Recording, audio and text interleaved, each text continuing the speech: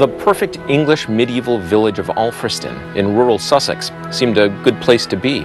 So 5 years ago, my wife and I left the United States to open a bookshop here. We're distinctive not just because we keep chickens out back. We've tried to create a welcoming shop with wonderful old books and some of our favorite new books as well. I'm Nash Robbins of the Much Ado Bookshop, and if you're in a book group, I'd recommend that you read Juliet Nicholson's wonderful book, The Perfect Summer, Dancing into Shadow in 1911. England was plump with promise, writes Juliet, but we know what happens to plump fruit in the heat, and that summer was remarkably hot.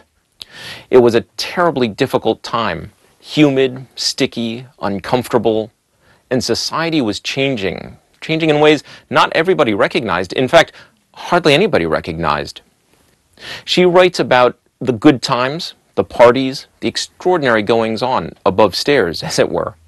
But she also writes about the difficult times, about the factory workers whose children die in the heat. They had to spend the equivalent of 5 weeks' wages to bury them.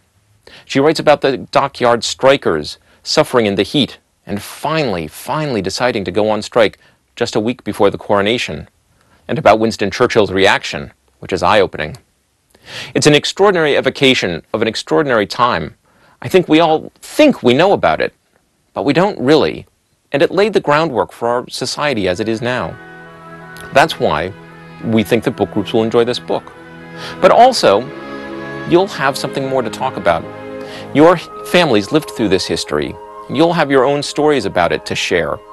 That's an even better reason to read A Perfect Summer by Juliet Nicholson.